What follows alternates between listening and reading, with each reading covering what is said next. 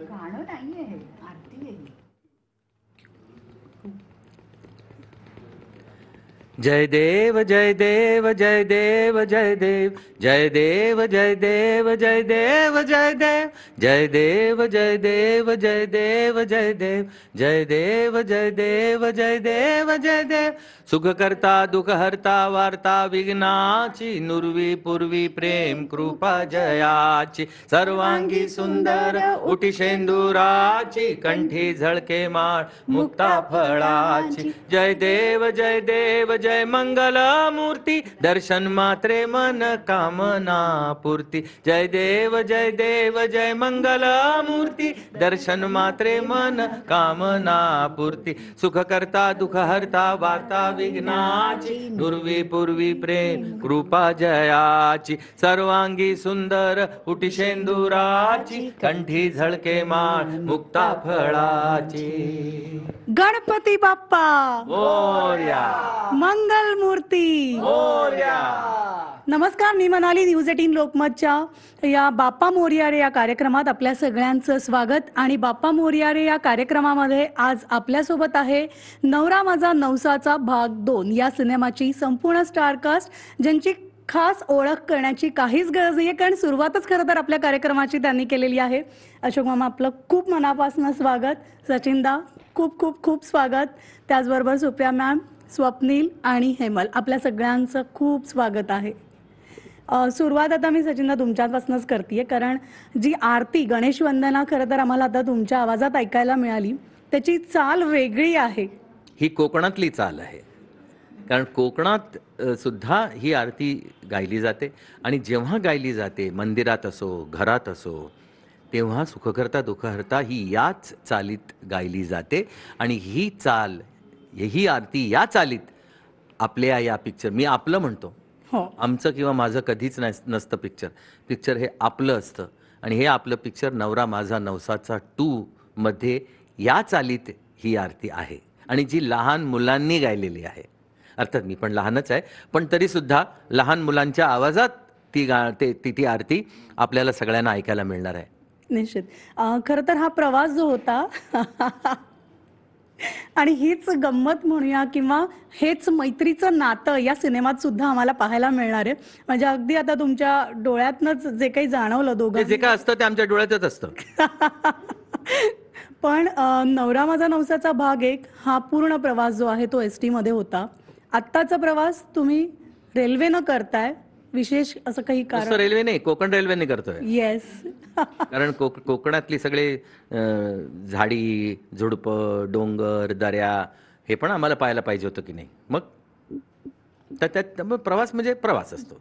आणि प्रवासाची एक मजा वेगळी असते. नवरा माझा नवसाचा हा चित्रपट अतिशय भावूक चित्रपट होता. तसा हाही चित्रपट भावूक आहे. तो चित्रपट सुद्धा एक ट्रॅव्हल फिल्म होती. तशीच ही फिल्म सुद्धा एक ट्रॅव्हल फिल्म आहे. आणि ट्रॅव्हल फिल्म लोकांना पाहायला आवडते. म्हणजे एक काहीतरी वेगळं असतं. आणि प्रत्येक सादरीकरण हे वेगळंच असावं. येस. प्रत्येकाची शैली वेगळी असते. आणि माझ्याबरोबर काय आहे ना, प्रवास एकट्याने करायला कधी आवडत नाही माणसाला. तुला आवडतो कधी एकट्याने प्रवास करायला? नाही. कंपनी पाहिजे. आणि ती सुद्धा कंपनी कशी, की असं मनाला आनंद देणारी कंपनी पाहिजे. ती कंपनी आहे माझ्याबरोबर या प्रवासात. या प्रवासातही ती कंपनी आहे. हे वाक्य जास्त महत्वाचं होतं. सुप्रियाताई, खरं तर 19 वर्ष लागली. मुलगी मोठी झाली, पण जावयाच्या स्वागतासाठी 19 वर्ष लागली आहेत. हो, आता काय करणार आहे? म्हणजे 19 वर्ष जावं, ती 19 वर्षाची नाही आहे चित्रपटात. आणि काही काळानंतरच आम्हाला ती मुलगी झाली असणार. पण मी मगाच्या प्रश्नावरनं सांगते, आता सेटिंग म्हणजे आता म्हणाली आपण इथे न्यूजरूम मधले बसलोय तर आपण वेगळ्या पद्धतीने गप्पा मारणार, त्याच आपण हॉटेलमध्ये गेल्यानंतर वेगळ्या पद्धतीने, घरी बसल्यानंतर अजून वेगळ्या पद्धतीने. त्याच्यामुळे जसं जसं सेटिंग बदलतं तसा थोडासा एक वैविध्य पण येतं. तर तसं वैविध्य या चित्रपटात डेफिनेटली आहे. चित्रपटाच्या गोष्टीला अनुसरूनच सगळं सेटिंग केलेलं आहे. म्हणजे ही अशी उत्तरं अशी सांगायला ठीक आहेत, म्हणजे 19 वर्ष लागली मुलगी 19, पण नाही, ते त्याला काही काही कारणं आहेत. आणि ती कारणं अर्थातच तुम्हाला चित्रपट बघितल्यानंतर कळतात. प्रत्येक गोष्ट जरी दिसायला सोपी साधी सरळ आणि छान वाटत असली तरी त्याच्यामागे खूप विचार केला गेलेला आहे. त्याला तावून सुलाखूनच ते चित्रपटाचं स्क्रिप्ट बनलंय आणि त्या अनुषंगाने मग बाकी सगळ्या गोष्टी झालेल्या आहेत. कारण मला कल्पना आहे की लोकांना असं वाटतं की अरे ते तेव्हा ते तर आता हे का, ते तसं होतं तर आता हे असं का नाही, मग ती लोक तिथे होती तरी आता चित्रपट बघितल्यानंतर ह्या सगळ्या शंकांचं उत्तर मिळणार आहे. सो काही लोकांना ना काही लोकांना सिक्वल आणि रिमेक मधला फरक नाही कळत. त्यांना वाटतं नवरा माझा नवसाचा 2 म्हणजे नवरा माझा नवसाचं जे पिक्चर होतं ना ते पुन्हा बनवणार आहेत हे लोक आणि पुन्हा आणणार आहेत, असं नाहीये. तो ती त्यांची निरागसता आहे. म्हणजे मी त्यांना अजिबात ब्लेम करत नाहीये त्याबद्दल, कारण ते आपले आहेत, ते आपले ऑडियन्स आहेत, त्यांना समजावणं आपलं कर्तव्य आहे. सिक्वल म्हणजे किंवा म्हणजे काय भाग दुसरा म्हणजे पुढचा, पुढे ही जर कथा पुढे गेली असती तर काय झालं असतं. मग त्यातल्या काही गमती, काही लिबर्टीज पण आम्ही घेतलेल्या आहेत.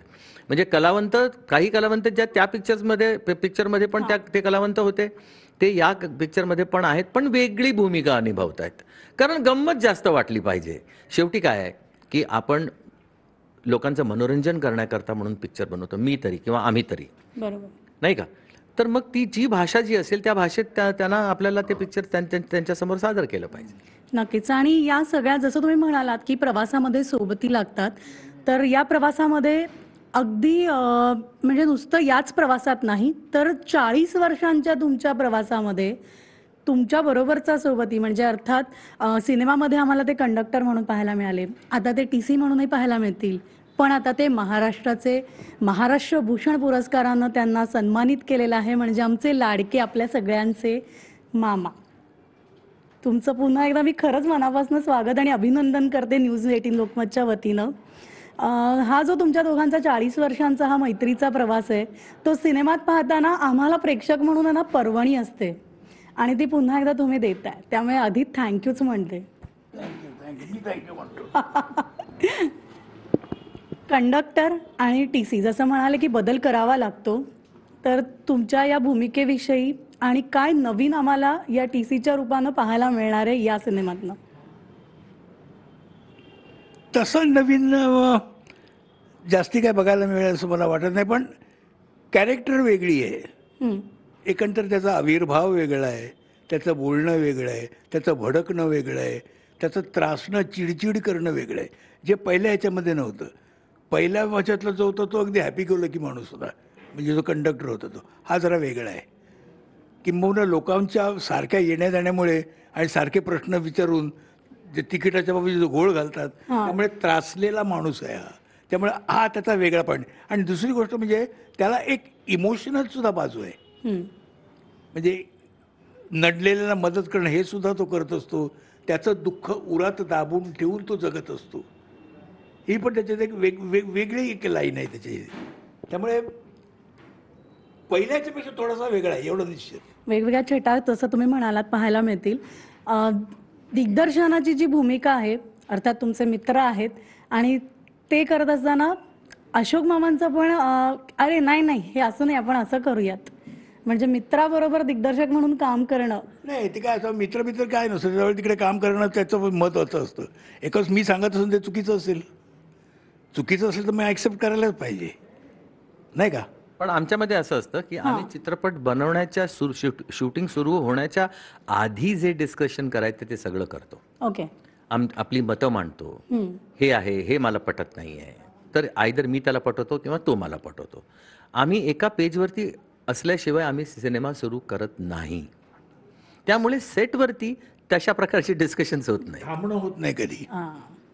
जी कोकण कन्या म्हणूया किंवा कोकण रेल्वे जी निघालेली आहे ती सुसाट आहे, जी 20 तारखेला सिनेमागृहामध्ये येऊन थांबेल. नाही आणि सिनेमागृहात इतकी हाऊसफुल झालेली असणार आहे की म्हणजे प्रेक्षकांना खुर्च्या नसतील एवढी हाऊसफुल झालेली असेल ती. तुझ्या तोंडात उकडीचे मोदक चालतील, मला आवडतात. स्वप्नील, या संपूर्ण म्हणजे हे एक मी सिनेमा स्टारकास्ट टीम नाही म्हणणार, हे कुटुंब आहे आणि इतक्या वर्षांपासून मी यांना बघतीये. या कुटुंबात तू नव्यानं सामील होतोयस या सिनेमासाठी. या कुटुंबात मी या चित्रपटाच्या माध्यमातून नव्याने सामील होतो. मला असं वाटतं की मी अत्यंत अभिमानाने सांगू शकतो की कुटुंबाचा भाग मी आधीपासून आहे. या सिनेमाच्या कुटुंबात म्हणजे चित्रपटातली जी गोष्ट आहे त्या गोष्टीतल्या कुटुंबात मी आता सामील होतोय आणि ह्याचा अभिमान आहेच अभिनेता म्हणून, कारण या सगळ्या लोकांबरोबर एकत्र काम करायला मिळणं ही पर्वणी आहे. आणि मग ती पर्वणी, हा योग जर नवरा माझा नवसाचा सारख्या फ्रँचाईज बरोबर त्याच्या सिक्वेल बरोबर येणार असेल बरोबर. तर तो दुग्धशर्करा योग आहे असं मला वाटतं. It's an amazing feat for any actor. Having said that, मी आवर्जून थोडंसं वेगळं सांगतोय, पण ते असं सांगतोय की हा फक्त सिक्वेल या अर्थाचा सिक्वेल नाही आहे. जेव्हा तुम्ही हा चित्रपट बघाल तेव्हा तुमच्या असं लक्षात येईल की हे दोन्ही चित्रपट एकमेकांना कॉम्प्लिमेंट करतात. म्हणजे माझ्या माहिती तशी माणसं नाहीत खरं तर ज्यांनी नवरा माझा नवसाचा एक नाही पाहिलाय, खरं. पण जर आता तरुण पिढी म्हणूया, लहान मुलं म्हणूया, ज्यांनी कदाचित नसेल पाहिला, त्यांना हा चित्रपट नवरा माझा नवसाचा 2 इंडिपेंडेंटली एक आत्ताचा नवीन चित्रपट म्हणून पण तितकाच आनंद देतो. आणि आत्ता म्हणाला आपण म्हणतोय की तो 1 होता आणि हा 2 आहे म्हणून हा सिक्वल आहे, पण कदाचित हा बघून तो प्रिक्वल वाटेल. हे दोन्ही सिनेमे एकमेकांना कॉम्प्लिमेंट करतात. ह्या कथानकाचं किंवा ह्याच्या बांधण्याची गंमत आहे, याचं श्रेय आमच्या लेखकांना आणि सचिनजींना आहे. कारण ज्या पद्धतीने ते बांधलं गेलंय, दोन्ही सिनेमे म्हटलं तर रेफरन्सेस आहेत, म्हटलं तर इंडिपेंडेंटली पण ते तुमचं मनोरंजन करतात, which is very tough for any sequel to happen. सोप्या शब्दात सांगायचं झालं तर सिनेमा पहिला ज्यांनी पाहिलाय त्यांना गंमत तर येणारच, पण ज्यांनी नाही पाहिलंय त्यांना मजा सुद्धा येणार. येस, नक्कीच. आणि म्हणूनच तुम्ही खरं तर इतकी छान स्टारकास्ट बांधून ठेवलेली आहे, जी सचिन दादांचा फोन असेल तर नाही म्हणणार नाही. आणि तसंच हेमलकडे मी जाते, कारण हेमलला पण अनेक सिनेमांमधून साऊथमधनं सुद्धा पाहिलेलं आहे आणि आता नवरा माझा नवसाचा भाग 2 यामध्ये तू झळकतेस. तर तुझ्या बरोबर म्हणालीस, पण स्टार्स हे आहेत, कास्ट मी आहे. आणि नशीबच काढलंय मी की मला इतका मोठा मुलीचा चक्कर. Exactly. आणि मला आत्ताच आठवलं पटकन हे की किती योगायोग आहे. मी पहिल्यांदा बघितलेला सिनेमा आयुष्यात, मराठी सिनेमा काय असतो तो म्हणजे नवरा माझा नवसाचा. मी पहिल्यांदा सिनेमा काय असतो आणि सिनेमात अभिनेत्री म्हणून काम काय करायचं ते शिकवलेला माणूस म्हणजे सचिन पिळगावकर सर माझ्यासाठी. मला त्यांनी इंट्रोड्यूस केलं आणि त्यांनी मराठी इंडस्ट्री काय असते ते मला 8 वर्षाचे असताना नवरा माझा नवसाच्या थ्रू इंट्रोड्यूस केलं आणि ह्या जगालाही त्यांनीच मला इंट्रोड्यूस केलं. आणि आता नवरा माझा नवसाचा 2 मधून मला पुन्हा एकदा ते त्यांची मुलगी म्हणून व्याख्या आणि तुझं पालकत्व घेतलेलं आहे त्यांनी. एक्झॅक्टली ते अधोरेखित आहे. ते खरंच म्हणजे नशीबच आहे माझं की इतके सुंदर लोक मला लाभली आणि ह्या भूमिकेत त्यांनी मला स्वीकारलं. नुसतं फिल्ममध्ये नाही पण रिअल लाईफमध्ये पण ज्या प्रकारचा त्यांचा इन्व्हॉल्वमेंट, त्यांची इन्व्हॉल्वमेंट असते दोघांची, सुप्रिया मॅम, सचिन सर माझ्या लाईफमध्ये, ती इररिप्लेसेबल आहे. आणि खूप म्हणजे मला खरंच बिलीव्ह होत नाही ग की हे असं होऊ शकतं की ज्या लोकांना इतकं आयडलाइज केलं आयुष्यभर आणि त्यांच्याकडून ॲडवाइसेस घेणं. अगदी माझे life, personal decisions, career decisions सगळे इथेच असतात, त्यांच्या लिव्हिंग रूममध्ये बसून घेतले जातात. सो नशीब काढलंय मुलीने असं म्हणायला हरकत नाही. पण तू आत्ता हे सांगत असताना मला सुप्रियाताईंच्या डोळ्यामध्ये असं पाणावलेले मला दिसले, कारण त्यांच्यासाठी तू एक श्रियाच आहेस. असं मी म्हटलं तर चुकीचं ठरेल का? नाही, चुकीचं अजिबात नाही. श्रिया सुद्धा इनफॅक्ट हेमलला आपली आपतं असंच बघते. आणि आम्ही नेहमी जेव्हा आणि गंमत सांगू का, हेमलच्या आधी तिने ह्यांच्या सोबत काम केलं होतं. फर्स्ट टाइम मी तिच्याबरोबर ह्याच्यामध्ये काम केलं. तिचं घरी येणं जाणं होतं आणि अर्थात ती गोड मुलगी आहे त्याच्यामुळे तेवढं डेफिनेटली ती लागवी असल्यामुळे तेवढा आमचा घरोबा होताच. पण जे रिलेशनशिप बिल्डअप केलं त्याच्यामध्ये हेमलचा खूप भाग आहे. कारण ती इतकी, मी बघितलं तिचा वावर सेटवरचा किंवा असा इतका सुखद असतो की ती ह्यांची सुद्धा म्हणजे बराच वेळ हे उभं असतील तर जाऊन सर बसता का, किंवा ती खूप काळजी घेते आणि तशी लागवी मुलगी आहे ती. आणि ह्या सगळ्या छोट्या गोष्टी मी बघितल्या आणि इनफॅक्ट मला सुद्धा ती कधी ती माझी झाली ते मला कळलंच नाही. म्हणजे हे मी अगदी तिला तिच्या समोरच सांगते की मला कळलं नाही. माझं काही असं म्हणजे ह्यांचं आणि तिचं नातं हे अलाहिदा, आणि माझंही तिचं नातं तसंच झालं. आणि त्याच्यासाठी मी तिला खूप क्रेडिट देते की तिने खूप आपलंसं केलं मला. आणि मला मला अजून एक गोष्ट सांगायची आहे श्रियाविषयी. सो मला एक धाकटी बहीण आहे आणि तिला खूप अभिमान वाटायचा माझे कपडे चोरून घालायला, जे असतं बहिणींचं. So मला कळायचं नाही काय, मी चिडचिड करायचे सतत. सो श्रियाचे कपडे जेव्हा मला पास ऑन होतात मी अभिमानाने मिरवते आणि मला खूप आवडतं श्रियाचं जे काही मला म्हणजे असं मी अशी म्हणतो ना आपण बसलीच असते की आता श्रिया मला काय देणार धाकट्या बहिणीसारखी. So ती इतकी गोड आहे आणि परत एकदा तेच पण म्हणेन हेमल मूळची कोल्हापूरची आहे, त्यामुळे तिचा लहेजा सगळा कोल्हापूरचा आहे. इथे कोकण दाखवायचं आहे, ते कसं करून घेतो? कोकणातले नाहीत आम्ही. तसं नाही भक्ती केलं. आणि वॅकी आम्ही मुंबईकर, ओके. मुंबईत राहणारे. नवस कोकणातला आहे, त्यामुळे तिथे गणपतीपुळ्याला जावं लागणार ना, असं आहे ते. नाही पण हेमलला मी नेहमी, पण मला भयंकर अट्रॅक्शन ती जे काय कोल्हापुरी बोलते ते मला इतकं आवडतं ना. मी तिला सारखी म्हणते अगो का गं नाही तू सारखी तशी बोल. ती म्हणाली अहो पहिल्या फिल्मच्या वेळेला सरांनी माझ्याकडनं ते तसंच नकोय नको, कारण तिला त्यावेळेची ती मुंबईतली अशी दाखवलेली आहे. त्याच्यामुळे तेव्हापासून मी जे मनात ते त्याचा अभ्यास केला तर ते आता माझं कोणीतरी समोरनं बोलल्याशिवाय होत नाही असं ती म्हणाली. पण ते इतकं क्यूट असतं तिच्या तोंडून ऐकायला की एका डायलॉग मध्ये, तो डायलॉग कुठला आहे मी आता सांगणार नाही, पण एका डायलॉग मध्ये ती चुकून कोल्हापुरी बोलून गेली आणि मी कट म्हटलं, अगं म्हटलं काय करतेस तू, तू मुंबईची आहेस? हो काय, हो सॉरी मी परत घेऊया म्हणून मी रिटेक केला, तेव्हा ती करेक्ट बोलली. एडिटिंग मध्ये ठेवताना तो टेक मी बघितला तर तो टेक चांगला होता, पण मी म्हटलं जरा तो त्या आधीचा टेक पण लावून दाखव रे मला, ज्यात ती कोल्हापुरी स्टाईलनी बोलली होती. तर तो ऐकला मी म्हटलं अरे एक जास्त गोड वाटतं यार जे काय आहे ते, आपण तेच ठेवूया, सिनेमात तेच आहे. अरे वा मस्त. आय डोंट नो दिस. पण ही क्विज ठेवता येईल इनफॅक्ट, कारण सोशल मीडिया सध्या इतकं व्हायब्रंट आहे की सिनेमा बघून पटापट कळवा की कोण. हां येस. मामा तुमच्याकडे येते इतकं की प्रेक्षकांना नवं द्यायचंय, म्हणजे नवीन कलाकारांसाठी एक दडपण असतं की कसं द्यायचं, काय द्यायचं. मामांसाठी काय असतं जेव्हा एखादा सिनेमा नवा प्रोजेक्ट तुमच्याकडे येतो? कारण तुम्ही सेटवर असाल की झालं टेक झालं, नाही पण असं आम्हाला नाही. त्याबद्दल ऐकायला खूप उत्सुकता आहे की मामांच्या मनात काय असतं जेव्हा एखादं नवीन प्रोजेक्ट असतं, नवी कलाकृती आपल्याला घेऊन जायची. माझ्यावर पण फार दडपण असतं, कारण काय असतं मागे केलेलं सगळं पाठी असतं कर्तृत्व, ते लोकांना कुठेतरी ते आठवत असतं. त्याच्या बरोबरचं झालं, त्याच्यावरती नाही झालं तरी त्याबरोबर नाही झालं तरी तुम्ही अपयश समजतो मी. अर्थात ते अपयश आहेच, त्यासाठी मला ते तिथपर्यंत नेण्यासाठी तेवढीच मेहनत घ्यावी लागते. त्यासाठी आणि माझं स्क्रिप्ट हे पहिलं मला स्क्रिप्ट पाहिजे असतं, मला काय करायचं ते मला सांगा, त्याच्यावर मला ते बसवायला पाहिजे. त्याच्यात ते बोलण्याची स्टाईल किंवा बोलण्याचं टायमिंग मला बसवून घ्यावं लागतं. मला कुणाबरोबर मी बोलतो याच्यातलं मला रिलेशन समजून घ्यावं लागतं. या सगळ्या गोष्टी कराव्या लागतात आणि त्यासाठी ते होईपर्यंत बरंच दडपण असतं. ते इतकी सोपी गोष्ट नाही आहे ती.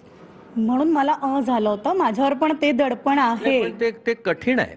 काय असतं, इथपर्यंत पोहोचणं माणूस मेहनत करत करत पोहोचतो, पण त्या एका दर्जाला पोहोचल्यानंतर तो टिकवण्याकरताची मेहनत असते ना, ती जबाबदारीने जे करावं लागतं ना, ते खूप कठीण आहे. आणि म्हणजे तुम्हाला सांगतो तर आता सुद्धा मी जेव्हा कुठलाही सिनेमा जर लागला असेल आणि मी बघत असेल तर मला सिनेमाची गोष्ट नाही कळत. मला तो प्रत्येक इंडिव्हिज्युअल तो काय करतो ह्याच्याकडेच माझं लक्ष असतं. मग एखाद्या वेळेला असं असतं की एक तो काहीतरी अफलातून करून जातो, मग हे त्यांनी केलं तर मग मी कसं केलं असतं. ही माझी उजळणी चाललेली असते सतत. वाईट सवय आहे ही. नाही, वाईट अजिबात नाही. नाही, कारण का माहिती आहे वाईट काय आहे, कारण माझं असं तोंड वाकडे चाललेले असतात. कोणी बघितलं तर काय म्हणा हा वेळा माणूस काय चाललं याचं, पण ते त्यावेळेला स्टडी चाललेला असतो. अभ्यास चालू असतो. हे सगळं बोलताना आहे ना, हा प्रश्न तुम्हाला कदाचित अनेकांनी विचारलाही असेल आणि हा अनेकांना पडलेला पण आहे की ज्यांना खरं तर पद्म पुरस्कार आत्तापर्यंत घोषित व्हायला हवा होता, इतकी वर्ष सरकारला महाराष्ट्र भूषण द्यायला लागलेली आहेत. मग ती एक खंत, एक प्रेक्षक म्हणून, तुमचा चाहता म्हणून माझ्या मनात पण आहे आणि आमच्या सगळ्या प्रेक्षकांच्या मनात पण. ह्याचं उत्तर ह्याच्या आधी मी देऊ इच्छितो. येस. पदवी म्हणून महाराष्ट्र भूषण ह्याला आत्ता जरी मिळालं असलं तरी प्रेक्षकांनी त्याला महाराष्ट्र भूषण कित्येक वर्षांपूर्वी म्हटलेलं आहे. ही एक फॉर्मॅलिटी झाली. अर्थात त्याच्याकरता आम्हाला अभिमान आहे, आम्ही आभारी आहोत येस. सरकारचे, की त्यांनी हा बहुमान दिला आमच्या भावाला. आमच्या फॅमिलीचा हा पहिला एवढा मोठा बहुमान आहे. कळलं की नाही? हो. पण प्रेक्षकांचा जो होता त्यांनी कित्येक वर्षांपूर्वी अशोकला महाराष्ट्र भूषण म्हणून स्वीकारलेला आहे, मानलेला आहे, सलाम केलेला आहे. तर ते सुद्धा आमच्याकरता खूप मोठं आहे. आणि मग काय हे आता महाराष्ट्र भूषण नंबर 1 हे आहे, तो महाराष्ट्रासाठी नंबर 1 आहे. मला पद्मश्री मिळालं केलं ह्याचं मला काही दुःख नाही आहे, नाही मिळालं पण किंवा दिलं नाही. आम्हाला उत्सुकता आहे. स्वप्नील बरोबर ना, if I am not wrong? आपल्या सगळ्यांनाच मामांच्या नाही, पण सगळ्यात चाहत्या कुणीतरी आपण केलेली कुणीतरी दाद घेतोय, ही जी जाणीव आहे ना, ही मनाला फार हवावी करणारी आहे. की कुणीतरी रजिस्टर करतं की अरे हा काय करतो ते काहीतरी चांगलं आहे किंवा बरं वाटतंय, ते तुम्ही काय देताय म्हणजे. मग साधं अवॉर्ड मिळालं तरी हरकत नाही, पण कुणीतरी दाद घेतोय. आपण जे काय करतो ते कुठेतरी रुजू होतंय, हे सगळ्यात मोठी गोष्ट आहे. आणि दुसरी गोष्ट म्हणजे आमच्या लोकांकरता पर्टिक्युलरली पद्म अवॉर्ड किंवा हे ते आम्ही नम्रपणे त्याचा स्वीकार करू अर्थात. पण मी काल एका गणेश मंडपात गेलो होतो, एका गणेश उत्सवाच्या तिथे मी आणि स्वप्नील आम्ही एकत्र असताना एक माणूस माझ्याकडे आला आणि त्यांनी माझा हात पकडला असा, आणि तो प्रेमाने हात पकडला होता, त्यामुळे मला त्याचा काही वावगं नाही वाटलं. हात पकडून त्यांनी काय मला सांगावं, म्हणाला हो सचिन सर, नवरा माझा नवसाचं मी 100 वेळा बघितलं हो. ही पावती. हे केवढं मोठं अवॉर्ड आहे, हे केवढं मोठं अवॉर्ड आहे.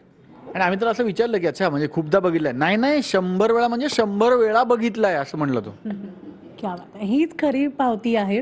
आणि जसं आता मी म्हणाले की थिएटर किंवा सिनेमा या सगळ्यातनं तुम्ही आज गेलेला आहात, रुपेरी पडदा गाजवलेला आहे, ज्याला सुवर्ण रुपेरी पडदा म्हणतो, हे तुमच्यामुळे.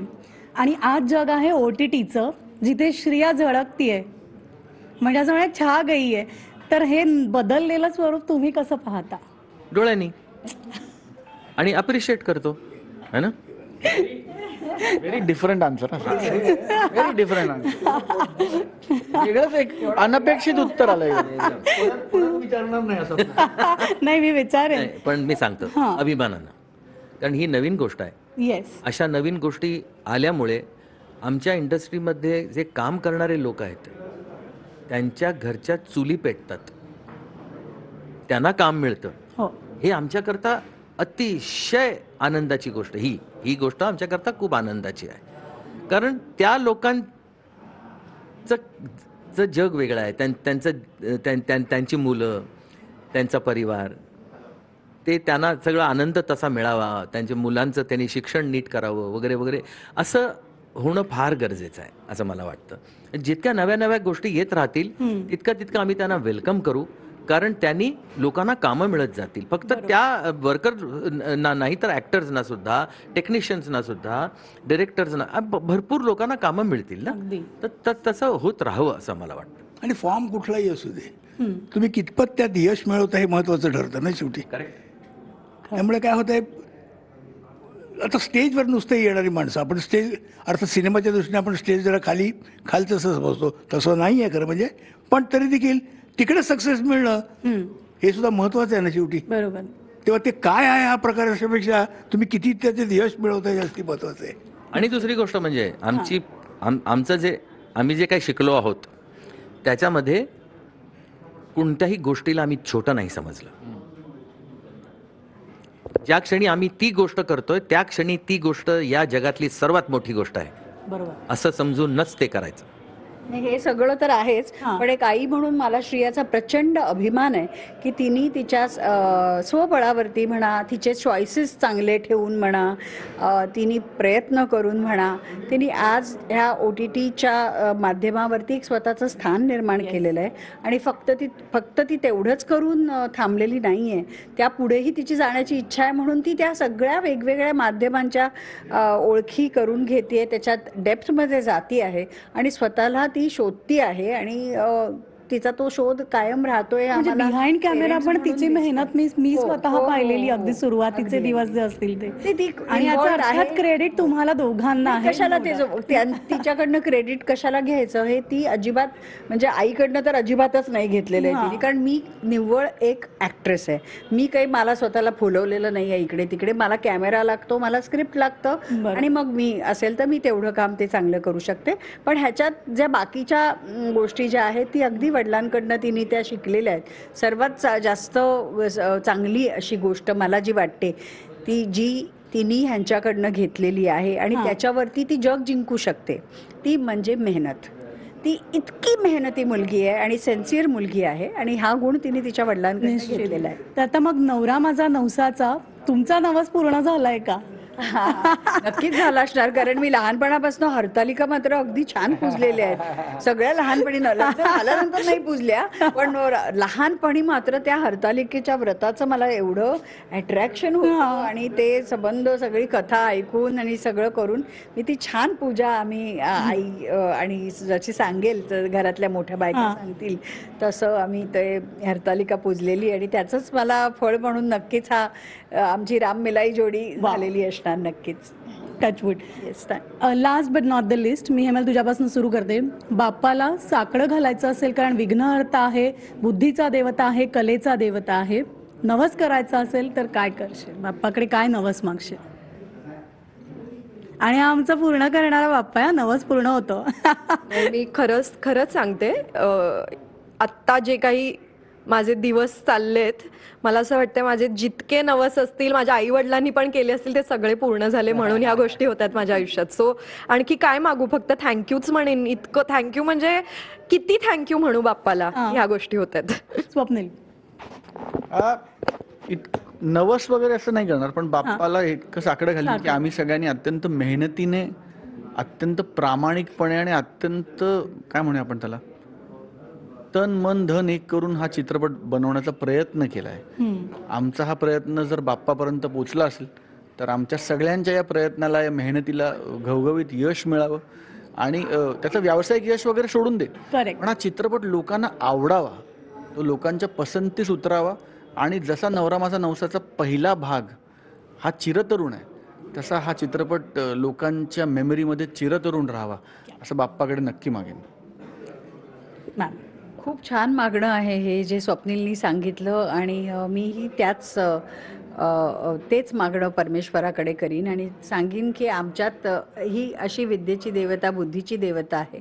त्यांना मी हेच सांगीन की सतत जो मनुष्य लहानपणापासनं चित्रपट हेच जगलेला आहे, 4.5-5 वर्षापासनं ह्या इंडस्ट्रीमध्ये जो मनुष्य ज्यांनी जन्म घेतला घरी, पण त्याच्यानंतर त्याचा सगळा प्रवास ह्या इंडस्ट्रीत झाला, त्याला मी एक बायको म्हणून मी हेच परमेश्वराकडे मागीन की त्याला वेगवेगळ्या प्रेरणा होऊ देत आणि त्या प्रेरणा त्यांनी ट्रान्सलेट करू देत त्यांच्या क्रिएटिव्हिटीनी. त्यांना जसं हवं तसं त्यांना त्याच्यात यश मिळू दे. निश्चित. सचिन दा. मी एवढंच म्हणेन की हा चित्रपट मी आता 60 वर्ष इंडस्ट्रीमधली ओलांडून पुढे जाऊन हा चित्रपट मी बनवलेला आहे. या चित्रपटात मी स्वतःचे पैसे लावून हा चित्रपट बनवलेला आहे. माझ्याकडे कोणी ना स्टुडिओ आहे, ना कॉर्पोरेट आहे, ना फंडर आहे, ना पार्टनर आहे, काय कोण नाही आहे. पण मी एकटा नाही आहे, कारण हे सगळे आणि तुम्ही सगळे माझ्या बरोबर आहात. मी एकटा कसा मानीन स्वतःला? हा चित्रपट महाराष्ट्रात तर रिलीज होणारच आहे, महाराष्ट्राच्या बाहेर सुद्धा, म्हणजे हैदराबाद, बँगलोर वगैरे ठिकाणी रिलीज होणार आहे आणि परदेशातही हा चित्रपट रिलीज होतोय.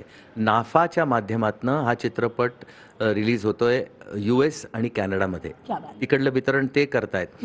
तर हे सगळे लोक माझ्या बरोबर आहेत. या सगळ्यांना बाप्पांनी आशीर्वाद द्यावा. जी लोक हा चित्रपट पाहायला येतील त्यांना सुद्धा बाप्पांनी आशीर्वाद द्यावा, असं मी बाप्पाकडे साकडं घालीन. मामा. आम्हीच नवस करतो की आता लवकर पद्म आम्हाला घोषणा होऊ देत. बाप्पा मोरया. बाप्पा मोरया. त्याच्या मनात असेल तर होईल, निश्चित होईल, काय नाही त्याबद्दल काय मी सांगू शकत नाही आता निश्चित तरी. पण मागण्यासारखं असं म्हणजे आता काय मागावं तेच मला काय कळत नाही आहे. कारण काय, मी आहे त्याला ठीक आहे, मोठी हे असं धरून अजून काय नाही ठेवलेली. चाललंय ठीक आहे, ते चालू राहावं सतत एवढीच माझी इच्छा आहे. मी मागे ते हे ज्या पद्धतीने मला चालू आहे तसंच राहू दे चालू. नक्की आपण बाप्पाला सांगूया सगळ्यांना खरं तर सुख समाधान लाभू दे आणि हसत हसत हसत आयुष्य सगळ्यांचं असू देत. Thank you so much. आणि तुम्ही आलात आणि वेळात वेळ काढून या गप्पा मारल्यात त्याबद्दल खूप धन्यवाद. सिनेमासाठी पुन्हा एकदा खूप खूप शुभेच्छा. 20 सप्टेंबर नवरा माझा नवसाचा 2 भाग 2. अवश्य बघायचं. येस. गणपती बाप्पा मोरया. Thank you very thank you much. So much. Thank you.